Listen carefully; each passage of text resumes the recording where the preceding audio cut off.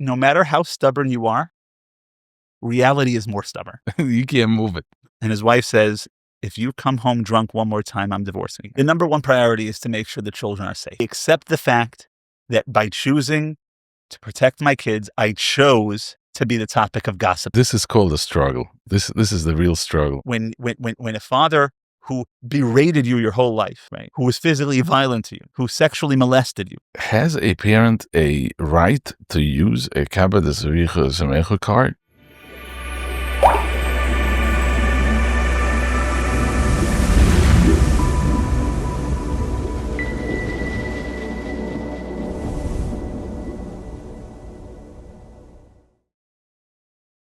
Okay, welcome to The Struggle. We have here a special guest, Rabbi Aron Spivak.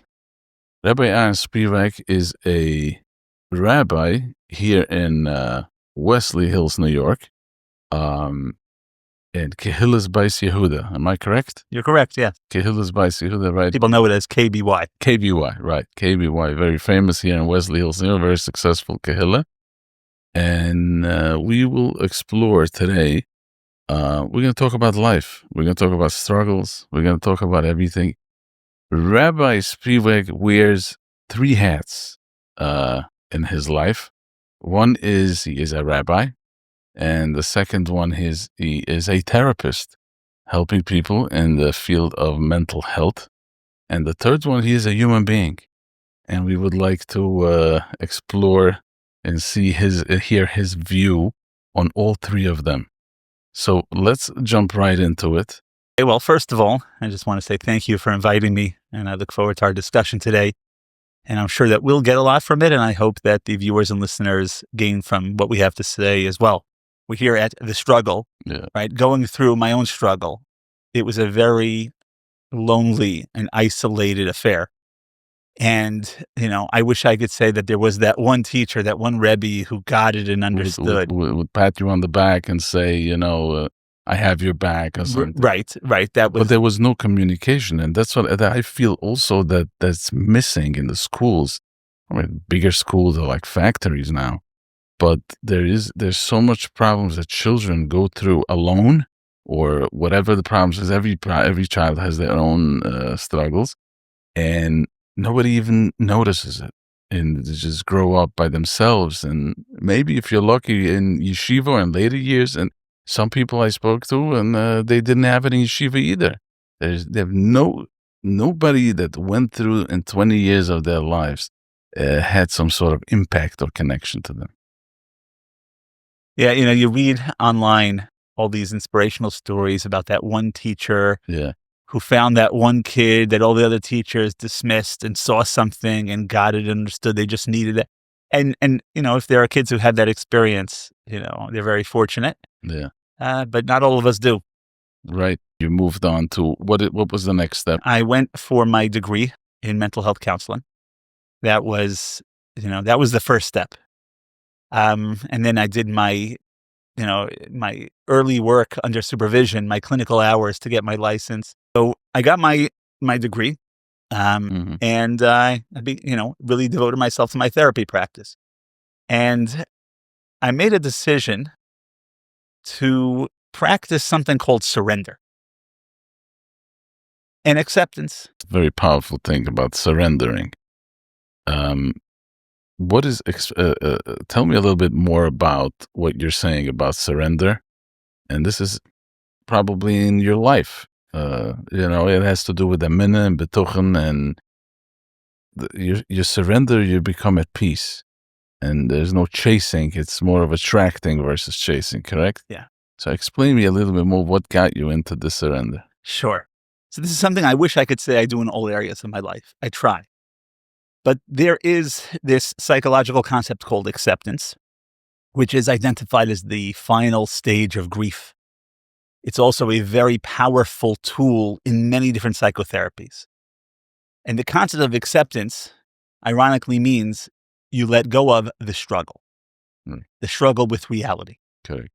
I guess the best way that it's articulated is something called the Serenity Prayer, which originates from the 12-step program, but it really is relevant to any human being who walks this earth. Mm. And the serenity prayer goes like this. God, grant me the serenity to accept the things I cannot change in, the courage to change the things I can, and the wisdom to know the difference. Right.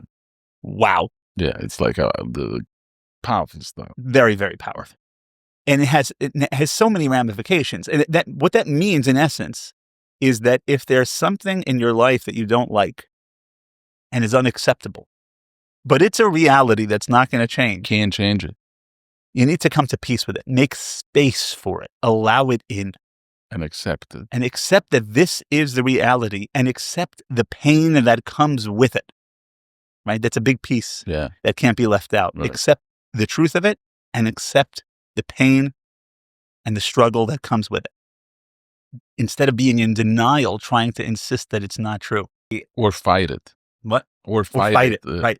You know, what I like to say, you know, with my kids, when they, you know, kids have a hard time, you know, sometimes accepting reality. You know, they haven't gotten that training yet. And they insist that if they do it, they're going to do it. Right? It's going to be however they want. Right? It's raining today. No, it's not raining. It's not fair. It can't rain. Right? I was supposed to go to my friend's house and we were going to go swimming. And, right? And no, it's not raining. We're not canceling. So Vilheimer like to say is, no matter how stubborn you are, reality is more stubborn. Right. You can't move it. Right? It is what it is. Right. Yeah. So acceptance means coming to peace with the immutability of reality. Right. Right. So that's acceptance. But how do you surrender if people, most of the things that are in the way of people to surrender and to accept is outer environment. It's neighbors and people and culture, you know, where you come from, and it's not so black and white. It's a surrender to the Ribono Shel Olam and surrender to reality. You have to know yourself so well and be so independent and confident, and knowing that, like you were mentioning the word alone before, you're not feeling alone and lonely, and that's when you can that's when you can surrender. But how do you do that? Okay. So the next step, we've discussed acceptance. Surrender is a cousin of acceptance, right? The best articulation of the concept comes from an amazing book called The Surrender Experiment by Michael Singer. Michael Singer is a Jewish, not affiliated, but a Jewish man. He lives in Florida, and he wrote some unbelievable legendary books. Right? He wrote The Untethered Soul, which is his philosophy, and he wrote The Untethered Mind, which is his autobiography. And he talks about a philosophy in life that he adopted, which is to surrender to the universe. Yeah. Whatever opportunities come his way, whatever the universe brings to him, he is going to surrender to it. He's not going to struggle against the things that come his way. What comes his way, Now, for me, substituting the word Hashem for the universe is very easy, because they're really the same concept. And this is a discussion for another time. Yeah. But the universe, you know, what is it? Right? Hashem echad, ein od milvado. Right? So to adopt a mindset that wherever direction the universe is pulling me, whatever opportunities I'm being pulled into, is something HaKadosh Baruch Hu is putting at my door. Right? And I'll have even struggles and difficulties, not only opportunities. Right. You know, the struggle as an opportunity to grow, right? Because we are given the chance to rise above struggle. Yeah. I don't mean surrender to the struggle and be defeated. Right. But use it as a stepping stone. Or use it and recognize that this is part of your story. Something I like to tell clients, you know, a way to get into the concept of acceptance is, for the rest of your life, your story will include that chapter. Right? You know, if my client is, 25, I'm going to tell them the first 25 chapters of your story are written. It's done. It's done.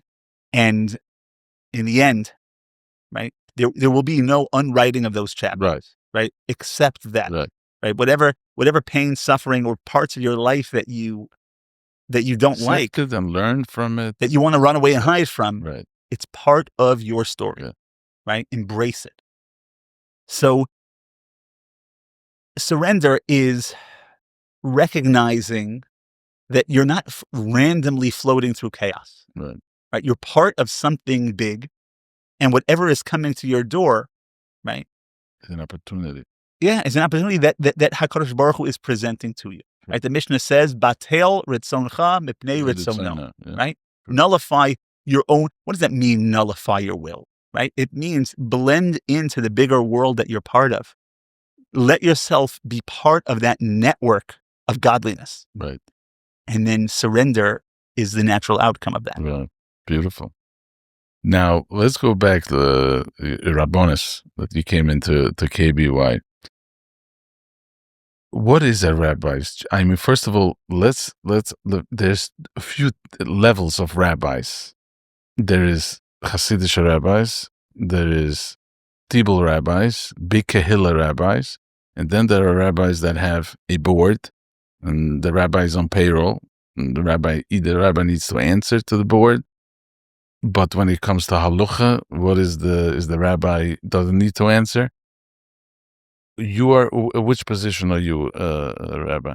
So in my shul, I am hired by the board, and I serve at the discretion of the board. And I think it's a fantastic model. Okay. What is the job of a rabbi? Yeah. That's like the question, how long is a piece of string? Right? Right. Depends on the piece of string. There is the concept of the rabbi as the authority figure. Okay? There are communities and shuls that's what they structure. And in such communities, the concept of a rabbi that has to answer to a board is foreign, right? Right. It's a lack of kavod Torah or whatnot. Yeah. But the Hasidic rabbis, right? Yeah, or even in more yeshivish circles, they're completely in charge. I mean, the Shtibel rabbis, they own the actual piece of real estate too. Right. They own the land, they own the shul. And they invite people to come daven in their house. They invite people to come, and they're totally in charge. Sure. So you as having your position, and I'm sure being a mental health counselor helps also, because this is not an easy task to communicate with the congregants, with the Hasidim, with the Kehillah. It's a art to keep them together and have open communication. So what's your experience of, and what's your ambition? What do you want to accomplish by being a rabbi? That's a great question. So my mission statement as a rabbi is this. I want to be a resource for people who want to live their best life through Torah and mitzvos. Right? So I want to be able to help people live their best life through Torah and mitzvos and foster an environment in the shul that does the same. And how does keeping the community together, like, it's not just you one-on-one with the individual. How do you keep this whole congregation and everybody, happy? And it's like, it's more to it than just coming in and daven and go home. Certainly. So the first thing is to try to spend time reflecting on what are the needs of the community. What are the needs of the Kehillah, and see what we're doing to address that. When issues come up, the most important thing is that everybody knows that they were heard and understood. And even if the resolution to the issue is not precisely what I want, but if I was heard and understood and there was chashivos given to my concerns, such that some part of the resolution took into account the fact that I had this concern, typically speaking, we'll have shalom, right?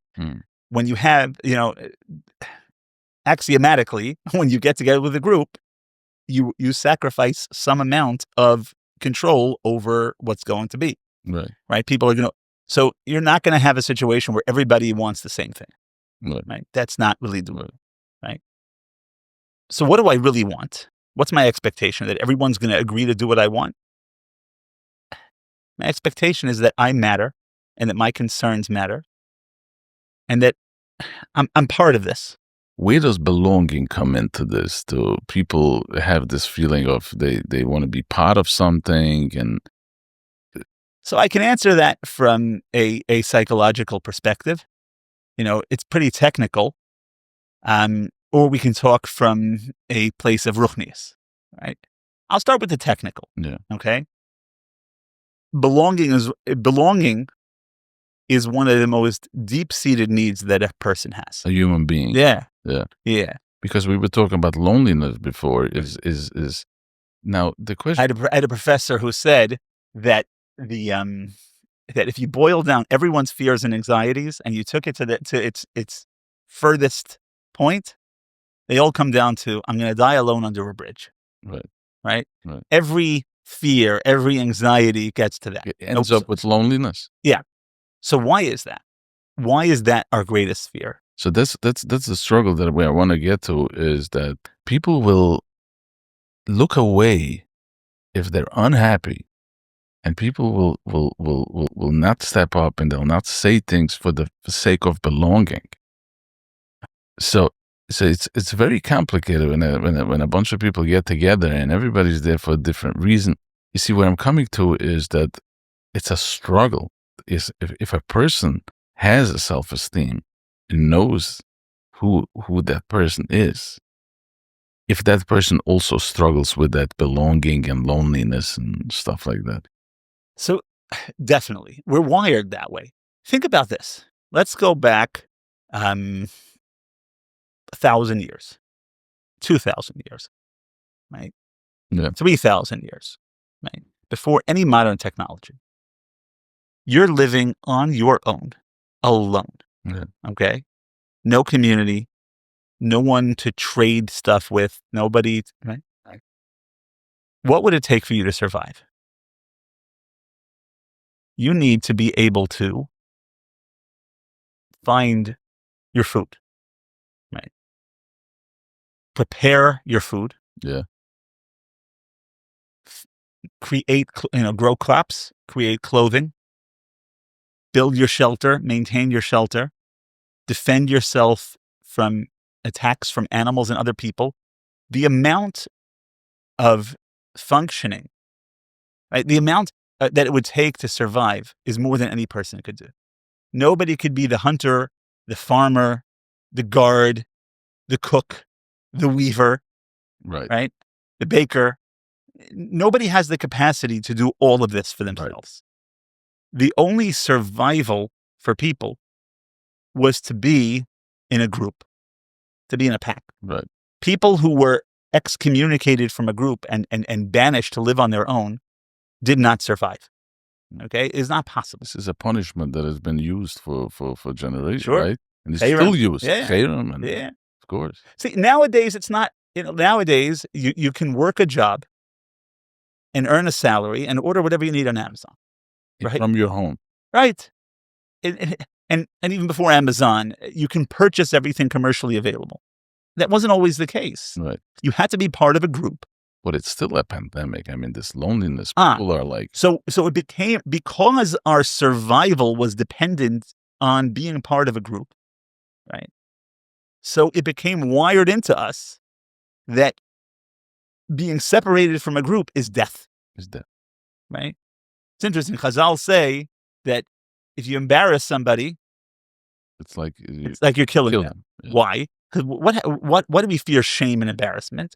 Because other people's opinions. And I'm going to be banished. Yeah. I'm going to be rejected. Right. And what happens if I'm rejected? Alone. If I'm alone, I'm dead. Yeah. So the feeling we have that when we're embarrassed, when we're ashamed, when we feel fear of social rejection, is a fear for our lives. So why do people swallow their true opinions and what they really think to be accepted? Because what's the alternative? That's it. Death. This is their survival. That's the psychological reason why connection is this deep-seated need. How does a person differentiate the difference from it's me, am I too sensitive, or is something wrong over here? You see, you have to, how they say, you have to believe your gut. And Sometimes you're like, it's wrong. Something is off, and everyone goes along with it, and you don't want to fall out. You don't want to be different than anybody else. But how does a person know what's right and what's wrong if he does the right move? So I have an expression that I like to say, and I try to teach it to my clients. Live the life you want to live, right? The words that I cannot stand are the word should, right? Yeah. Supposed to. Right. Because these words mean I'm putting the world's expectations on myself or my expectations on the world. Right. I really should be that. I really should come to this shul because that's where people Yeah, like me are supposed right. to go. Right. I very much believe in the power of choice and autonomy and making decisions based on your values. Okay. So if a person has identified the values by which they want to live their life, and then despite the emotional reactions to make certain choices, remain committed to the values they hold dear, they're going to make the choices that they want. And they're going to be where they want and not living their lives to chasing, avoiding the bad. Right. So living an authentic life, doing what really feels good in your heart, trust your gut is what you're saying. Trust your values, right? Know what you stand for. Understand the difference between what you want and what you desire. Right. That's a very important point. Let me elaborate on that a little bit. Okay. Let's use a simple example, right? I passed by a box of donuts and I smell them and they smell fantastic. Okay. I desire to eat all of those donuts or at least 4 or 5 of them. Right. But I value being healthy in my life, right? It's a very important value of mine. I want to live as long as I can. I would like to be healthy and be able to function with strength and vibrancy. And that value dictates that I either pass up the donuts or moderate, have a donut, half a donut. Not the entire box. But not the entire box, right? Depending on the situation, right? So there's a difference between what I desire and what I want and what I choose. If it's reflective of what I want based on my values, I'm going to be happy, right? Right. People have a hard time defining what makes a person happy. Right. I believe that the common thread in all the definitions of happiness is when your life matches your values. So why do people have such a hard time not holding back from eating the donuts? Because our emotions sometimes pull us stronger than your logic. They pull us in a different direction than our values. Okay? And if we go with autopilot, our emotions and our reactions to our emotions will carry us. Not quite sure stronger. It's what's present. Who is in the driver's seat? Mm. Left unchecked, our emotions are in the driver's seat. And this is in all of life. Absolutely. Emotions is, if you follow your emotions, then it's a recipe for disaster, correct? But you have to be very careful. If you follow your emotions unchecked, there are times when our emotions and our values important. And emotional experience is an incredibly valuable part of life, right? And if somebody's values doesn't include any kind of emotional experience, right? And that person has that person steps on everybody else. Or it's just going to be a very, there's no relationship there. Lots of things. So, but who is in the driver's seat? Is it emotional reactivity? Who is the default driver, right? The default settings of the human being is that the emotional reactivity is in the driver's seat. What takes effort, what takes development is to put our values in the driver's seat. I think, using Lashon of Chazal, right? We can talk about the Yetzer Tov and the Yetzer Hara, right? the evil inclination and the good inclination. And we're told that the Yetzer Hara is present with us when we're born, and the Yetzer Tov is not until we're bar mitzvah. I think that you can frame the Yetzer Hara as emotional reactivity, which isn't always bad. Right. And the Yetzer Tov as values-based choices. Right. So basically it boils down to the desire, between the desire and your want. Yeah. And other emotions besides desire. If a person struggles with social anxiety, Right. And they're invited to a get-together, right? And let's say that person values connection, community, and friendship. They're going to be pulled by the instinctual emotional reaction to go run and hide. Right. And find an excuse and stay away. Yeah. And their values, if they're accessed, are going to say, no, I value connection, and that means going, and that means accepting all the discomfort that is going to come. Being comfortable, being uncomfortable, right? Or accepting being uncomfortable. Right. Yeah, going back to the acceptance, which we spoke about earlier. So how does a person do that? So let's say people who, that brings us to the social work, you're part of work, not social, that brings mental you health to part counselor. of mental health counselor. How does a person deal with that if a person is stuck in a certain place? So let's say an introvert, a very strong introvert, does not want to go out, doesn't want to see people, and he gets no joy out of seeing people. And how does a person break that? Well, we don't break anything, Mm-hmm. right? We don't look to break parts of ourselves.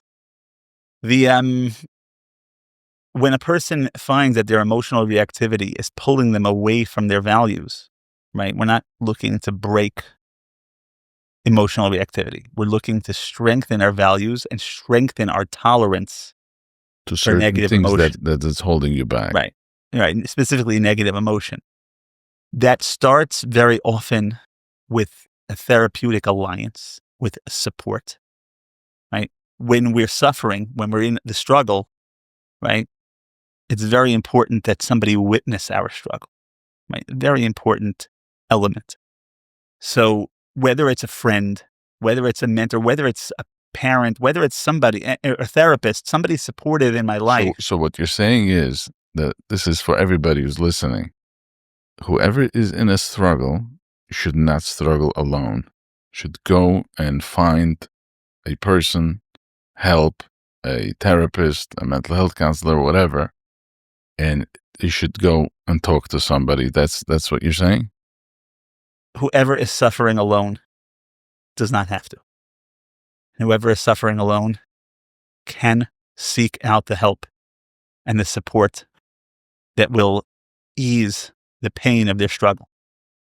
Right. But it's a courageous step for some of them, because some of them are not used to open up, and they have trust issues. Even with a stranger therapist, they don't want to they had such experiences in their lives of people who let them down, that for them to go and open up and some, you see, it's complicated, because not every therapist is made for every individual. And sometimes a person goes to a therapist and opens up and puts all their trust in him and all their vulnerable and tells him all the stories. And then they don't get the support. They don't get the support. They don't get the validation. They don't get the connection. Now they're hurt 2 times now. And that again presents them with this struggle between my emotional reactivity, which says, shut it down, Right. put up the walls.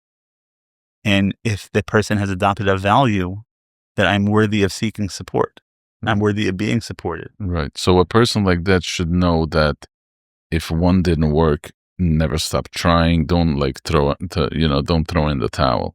If one is not, if you had food poisoning at once, doesn't mean that you're stopping eating food. It's very good. So, right. But going back to your question, the point is that you asked, how does a person overcome, right? So we have to strengthen these ideas. What is the word therapy, right? Yeah. There's physical therapy, there's speech therapy, there's occupational therapy, there's psychotherapy. Right. So what is therapy? Therapy means strengthening areas of weakness. So we're not looking to break parts of ourselves. Right. We're looking to strengthen parts of ourselves. And that part of ourselves that needs strengthening is strengthened, again, through alliance, through witnesses to my struggle, through taking it, through slowing it down, through making space for all parts of myself and acceptance of that struggle, right? And obviously, it looks different for every person. So I can't give a catch-all answer. Right. But it always takes courage. Always takes courage. Yeah. And it always means being able to tolerate things that are unpleasant or more often painful. So what you're saying is that if a person has some serious trust issues, there's a child who was neglected, which neglect is abuse. Was abused. And that child learned not to trust anybody. That child learned that not loved, and you can't. There's children who can't share with their parents certain things because they know a blow up is going to come, or they know this conversation is not happening. In the meantime, the child is struggling with this issue, or this teenager is struggling with this issue. So what you're saying is that you just have to take the courage and go in and start sharing and start trusting. No, I wouldn't say that, because to trust in an unsafe environment is a recipe for disaster. Why is it that we have this wall in the face of, and we don't trust? Is that like a flaw in the design of people that we get defensive instead of trusting? It's a preservation tactic, right? Because it comes from an experience that the child Sure. had tried 2-3 times to share something, they were shut up. Sure, absolutely. So to just say, trust, the first thing is to find safety. Correct. Right? Physical safety. Safety means emotional safety. Yeah, safety means that you feel heard, understood. So emotional supported. safety, right? Emotional safety means that your vulnerabilities won't be belittled, your fears won't be ridiculed and mocked. It wouldn't be used against you. It won't be used against you. It won't be exploited to somebody else's advantage in the relationship, right?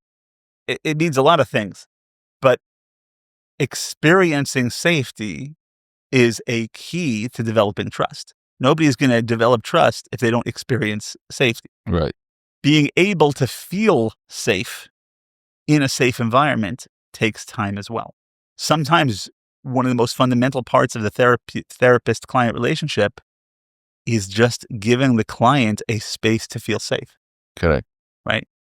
And when the therapist comes in with too much of an agenda, right? We have to push you along. The therapist? If What kind the of therapist, agenda does the therapist have? What kind of therapist can an agenda have? Yeah, what kind? If you don't make enough progress quickly enough, it makes me uncomfortable because I have to question my own qualification and my own efficacy as a therapist. But that's a very toxic relationship between a therapist and a client. It's also a very natural human nature reaction. Therapists are human beings. So part of our job is to monitor these normal everyday responses that everybody has, right?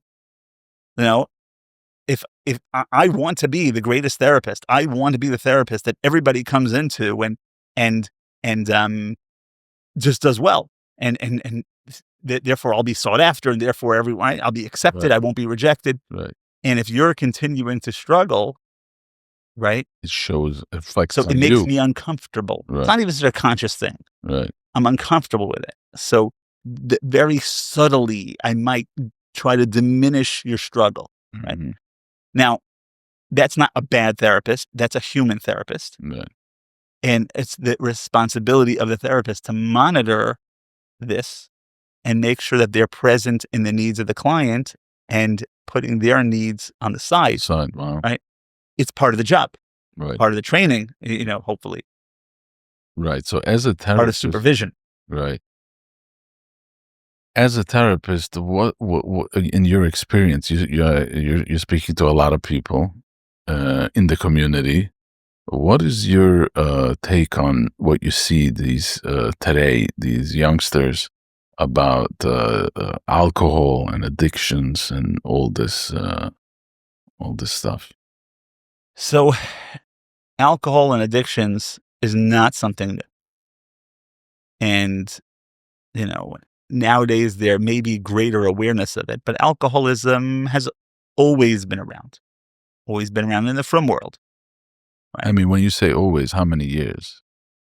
So Noah got off the teva. What was the first thing he Right. did? Yeah. Right? Alcoholism is the oldest story in the book. Right. It just used to be tolerated by society or swept under the rug. Right. Right? But substance abuse has always been around in our communities. Now, listen, forever, people. Was drugs was also as Drugs are a newer phenomenon in general. right. So it came later. And, the frum world is always, 10 to 30 years It's behind. yeah. But it's not, listen, the older generation has forever had issues with the newer generation. Right. These right. kids and their rock and roll. Right. Right? But my question is if young people today are drinking and they're using, are they running away from something, or is just a bad friend that started it? It's cool. They go in back of the building. They start like that, just like cigarettes used to be. There are a bunch of friends with the cigarettes. So those, And then those are it turns into a catastrophe. Then they're sitting with therapists and everybody's telling them, are you running away from something? Are you running away from your feelings? Are you running away from it? So the question is this what's going on, or is this just like it's cool? And when you're young to start off, and then you're addicted. I don't know what it does. It's an addiction, and that's it. But is you have to heal something, or is it just a fun thing when you're a teenager, and then in certain people cannot handle it, and then their marriage is costing them, their job is costing them, and all these stuff. So every person is different, obviously. Does it start off in some cases because it's cool? Likely. But people don't develop addictions because it's cool. Only if they want to hide some feelings. The mechanism of addiction is like this, okay? And it applies to substance addiction. It applies to behavioral addiction, right? We all have anxieties in our life, okay? We have two things that we do to deal with that which makes us anxious. We can try to control it, get it under control, and micromanage it, because that gives us a feeling of security. By yourself. Or we avoid it. Right. Do whatever I need to do to avoid the things, which is, again, a survival mechanism. When we get the danger signals in our brain that this is no good, right? So it's either you deal with it head on, what are we doing next? Or you don't want to think about it. Or you run away and you avoid it. Addiction is typically an avoidance method. Now, here's the insidious part about it, because it's all very short-term focused.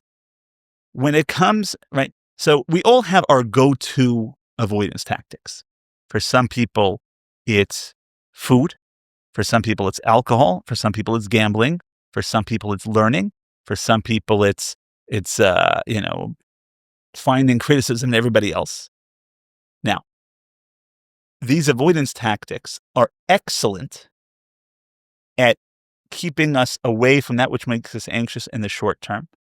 But typically, they increase what's making us anxious in the long term. Okay, so now, an hour later, a day later, 2 days later, what are we feeling? Greater anxiety. Greater anxiety means a greater need for avoidance. More, yeah. How do I know how to avoid it? This same behavior. Tomorrow, this behavior may... So you have a guy, and you asked about alcoholism. So let's take somebody who's an alcoholic, and he has been drinking way too much. And his wife says, if you come home drunk one more time, I'm divorcing you. His boss says, if you miss work one more time for being hungover, you're fired. Right. His kids say, if you miss one more, I'm never going to talk to you again if you don't come to my birthday party, whatever, right? How much anxiety does this person feel at this moment from all that's looming over his head? Of course. Right. And you say any intelligent person knows that all these problems are coming from alcohol, right? So just don't drink. But the pressure that came from my alcoholism increases my anxiety tenfold. Yeah. And I only know one way to decrease anxiety, and it's in a bottle. Yeah. So logic flies out the window then. Survival. Yeah. When I get anxious, my amygdala, which is ringing the alarm, danger, danger, danger. Right. Survival instinct kicks in. And the only survival is to do what I can to quiet the alarm. The only way to turn off the alarm is to drink. Or to do drugs or whatever else. So what do you suggest if you see someone drowning? You want to do an intervention. And what is the suggestion? Attacking, of course, we just discussed that it only makes things worse. What needs to happen that person should get a red light in his head that his life is falling apart? So that's a very complex question that's really individual based on each case-by-case basis. One piece of it is when the people in their life stop enabling the behavior. Explain it. So if I keep getting drunk and missing work, but my wife keeps calling in and making up excuses for me and keeps, overlooking all the things I'm doing.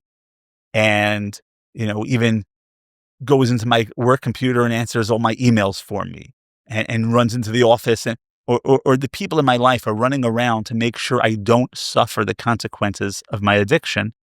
Right. So then the ability to learn from my consequences is gone. That's one piece of it. So, but that's the other extreme that you explained before. It's either attacking and saying, you're done. I'm finished with if you're still drinking. This one is actually helping helping the person staying on the addiction. But what is the shvil hazohav? What is the right way to approach, let's say if a parent or whatever, a family member, a wife suffers from a husband. I know there's, these on Shabbos, people are drinking and some husbands, they come home drunk. They fall into bed for the entire Shabbos, for the rest of the Shabbos. So the question is, how do they go about it? Where do they start? So it's a very complicated question. Typically, if they're at a loss, I would suggest seeking professional help to look into how pervasive the problem is. Is this something that threatens the relationship? Is this something that might make the relationship unsustainable? It's all of the above. So the wife sees a serious problem over here. And there's children involved, and there's business. Like you said, everything is involved. Everything is on the table. And she's not enabling. She's actually very upset about it. Listen, she doesn't want to attack. The number one priority is to make sure the children are safe, right?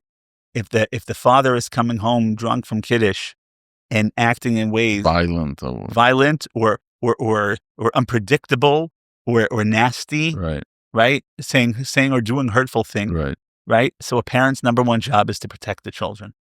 And if that has to happen, then, okay, what would it take to protect the children? And what will be, that's number one, right?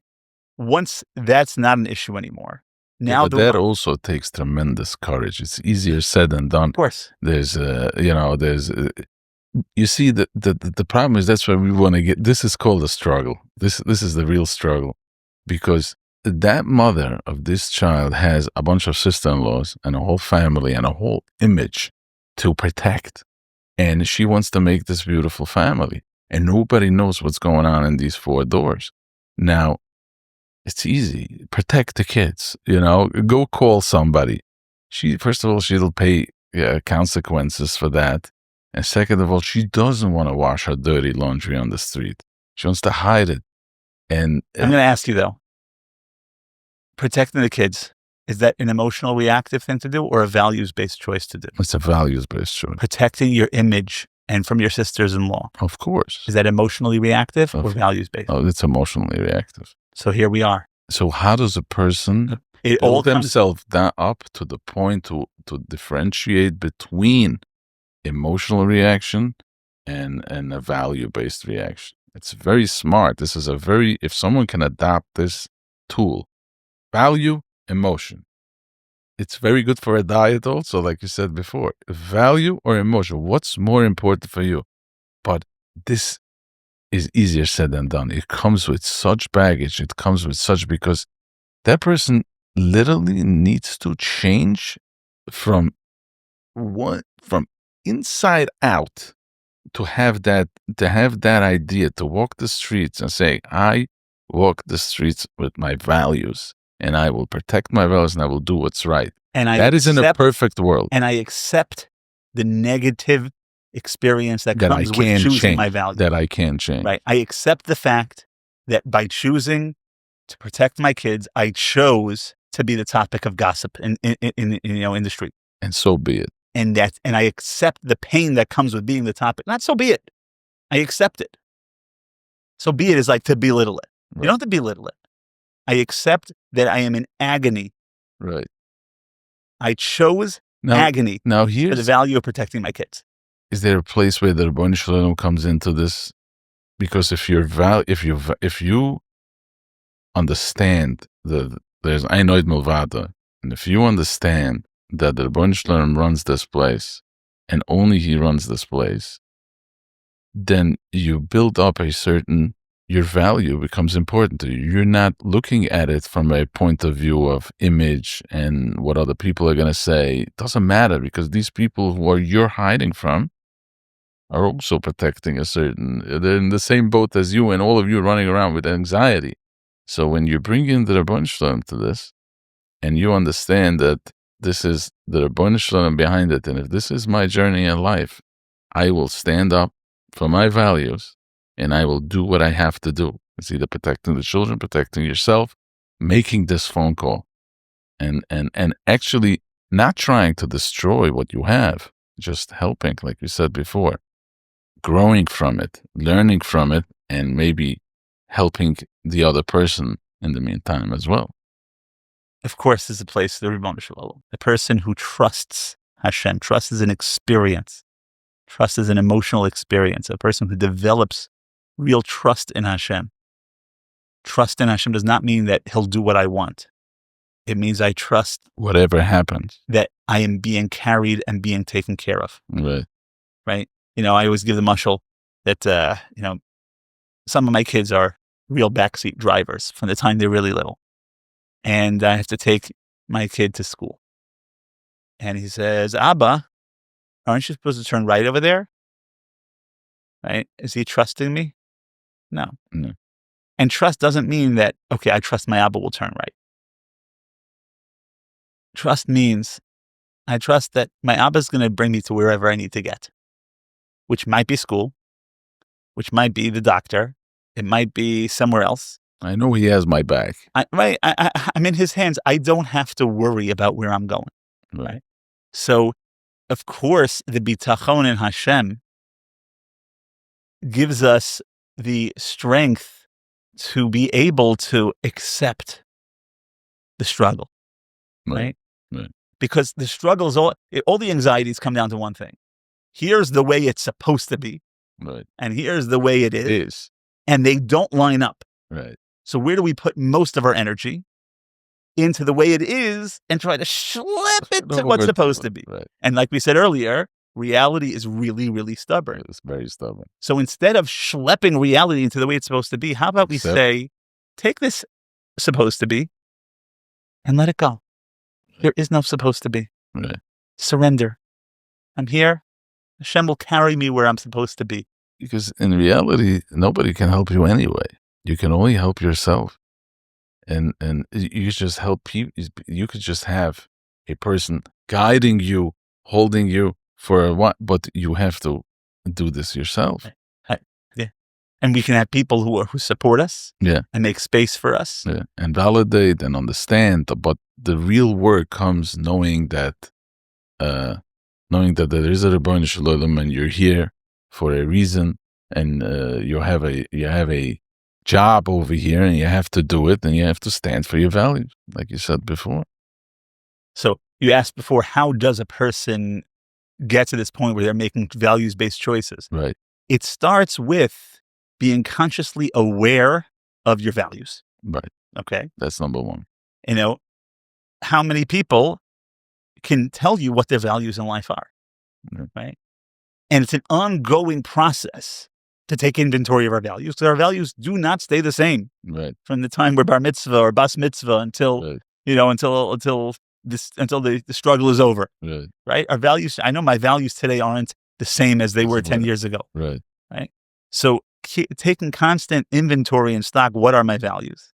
And then another really important skill, sometimes referred to as mindfulness, means being able to observe our emotional responses. Right? I say it like this, you ever see a roller coaster simulator? Yeah. Right? You're strapped into this chair and it moves like this and it moves like this, and there's a big giant screen in front of you, right? And you feel like you're in this roller coaster. And then you'd be able to stand up and move to the back of the room and watch the people on the bench and see the screen where it's not taking up your full field of view. You understand what's going on, but you're not in it. You're observing it. Right? So in a similar way, to work on the skill to be able to, instead of, I'm so anxious, to, I notice myself experiencing anxiety. Right? This is an aspect of mindfulness. So when we learn to observe our emotional state, to be present with, okay, where is my emotional state right now? And I can see it from the outside. And I have an inventory of what my values are. Now I, the decision maker, right? The CEO of my existence. Right. I can say, okay, my emotional experience and reaction is pulling me here. I had this list of values here. What do I choose? Right? I'm not reacting because I haven't relinquished the driver's seat to the emotions. I step back. I'm in that observer space where I notice my emotional responses, and I'm conscious of what my values are, and I make a choice. And there is a price to pay for your value. Always. Anything valuable has a price. That's what it is. Yeah. Now that brings me to this conversation about relationships, and you probably talk to a lot of people about it. And relationships is everything. Relationships is in business. Relationships is parents. Relationships with children. Relationships is everything. Now, we, the way we grew up with the values that we have is Kabbalah Desavicha V'Simechu. And this is a huge, and I people ask me all the time, and I ask a lot of people all the time, a toxic environment. There is a problem, whatever the problem is. Sometimes it's in business or something. A person feels that he's being pulled down. A person feels that he's taking every day 2 steps backwards. It's really toxic and it's really poisonous. For whatever the reason is, it still hunts this. The Torah said, and we say it every morning. We say, Kibbud Avim is one of Eli Dvurim She'oichel Persayim Bolam Hazeh. What can be better than that? The biggest bruchas in the world. But this is something that people want to understand. Is there such a thing that the parent has an obligation to manage to behave in a certain manner that the children should be able to be mekayim the mitzvah of kibbud avim? That means if a parent, chas v'shulam, if a parent is an abuser, a child molester, or whatever the case is, that really is hurting the child, has a parent a right to use a Kabbalah Desavicha V'Simechu card? So if you can elaborate a little bit on this, and the problem is that the victims of these parents are struggling with. They have 2 struggles. One is the abuse. Sometimes emotional abuse, sometimes there's financial abuse, and sometimes there is physical abuse. And then there is another one called kabed asavicha v'esimecha. So if you can elaborate a little bit on that from a rabbi's point of view first. Yeah, absolutely. Because this kabed asavicha v'esimecha, which is a very important fundamental mitzvah from the Aseret Dibros, is so badly misconstrued and misunderstood. Wow. And it's weaponized by parents. Correct. So first thing is, let's understand the very basics. What is this mitzvah? And what isn't this mitzvah? Okay? And this comes from the Mishnayos, from the Gemara. I'm not going to say any chedushim here. Ezehu kibud. Right? What is the mitzvah of honoring your parent? You give them to eat. You give them to drink.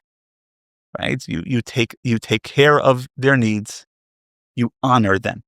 Interestingly, kabed does not mean respect. It's mistranslated. And not love either. It Certainly not doesn't mean love. Yeah. It does not say v'ahavta esav. No. Right? Kabed means to not. It doesn't mean to respect them, which is an evaluation. Think highly of them. It means you show them honor. You do acts of honor towards them. Okay? So when they come in, you stand up because that shows honor. You bring them to eat, you bring them to drink. You don't have to pay for it. We paskin mishalav, right? You take their money and you go to the store for them and you bring them. That's an honorable act. Okay. What kabed asavicha v'esimecha does not mean is that you date the people that they tell you to date. You go to the yeshiva they tell you to go to. You live the way they expect you to live. Right? And your life revolves around them. That is not kabed asavicha v'esimecha. I have to go do this because my parents want me to. That's not kabed asavicha. Kabed asavicha v'esimecha only relates to the way you act towards them. You act towards them in an honorable fashion. Right. It does not extend into your life choices. Period. And that's so badly misconstrued and misunderstood. Right. The second mitzvah is mora ava'im, fear or awe of one's parents. And again, very clear. You don't contradict them. You don't speak. You don't interrupt them. You don't sit in their place. You don't do things that are that show disrespect or like a slap in the face, right? Defiant. It does not mean that you have to live your life the way they expect. Right. That is not part of the mitzvah. Right. And this is something people struggle with. Now, within that mitzvah, okay, it has been paskined by many great poskim that where the mitzvah of kibud and mora ava'im perpetuate trauma, the number one obligation is for the person to protect themselves. If a person had a parent who was abusive and hurt them verbally, emotionally, physically, sexually, right? The act of showing them honor and being subservient to them in that way is re-traumatizing of the individual. Right. Okay? And we know now the damaging and terrible effects that trauma has on a person. And a person does not have to experience real trauma for the sake of kibbud avay. Now, every teenager is going to say that showing honor to their parents is traumatic, right? So it takes a certain amount of seichel to figure out where that line is, right? But there is a line, and there is a place where you tell a person, no, when a father who berated you your whole life, right, who was physically violent to you, who sexually molested you, walks in the room and you stand up for them, that is a traumatic experience. Right. Showing honor and deference to a person who hurt you so badly, right? So that's number one. If kibbud ava'im is a traumatic experience, it needs to be addressed by a rav, a therapist, maybe working in tandem to understand what's going on here, because proper kibbud ava'im will not bring trauma. Right. So, understood. So what you're saying is that if a victim, if a child or a person feels that way, then this is the rule. But kibbud ava'im, if a person is not traumatized, it is a beautiful mitzvah, and it should be done, and it should be practiced the way it's supposed to be. What you're saying is that Kibbud Av V'em still stays Kibbud Av V'em, but the extras that you see how kids are being mechabed their parents comes from a relationship that they both have a healthy relationship between the two of them. Now you could go out of your way. You could go and do whatever you want, and it's a beautiful thing. As long that it didn't affect emotionally, negatively, the child. But if the child is negatively affected, then Kibbud Av V'em, there's no reason for a parent to walk around and do whatever whatever he thinks he can do or she thinks she can do, and expect the children to and say Kibbud Av V'em, To honor them. to honor them. Right. There's especially abuse and stuff like that. So we will conclude. It's just to and to finish. What is your message that you want to give to people who want to better their lives? The message I give to people who want to better their lives: treasure your autonomy. Treasure the ownership you have over your life and your ability to make choices. Never say, I have to, or I should. Every day ask yourself, what do I want today to be about? And then make the choices that are most likely to bring that about. Wow. Anyone can grow. Anyone can change. I've seen it happen at unlikely ages. Wow. Right? Anybody can say, this is who I've been until now, and I'm ready to turn the page and start a new chapter. So yes, there is hope. There is hope. Never give up hope. Beautiful. Beautiful. It was an extreme pleasure to have you here. I loved the conversation. I learned a lot. I love your wisdom. And we should continue this. I would look forward to that. Thank you. Thank you very much.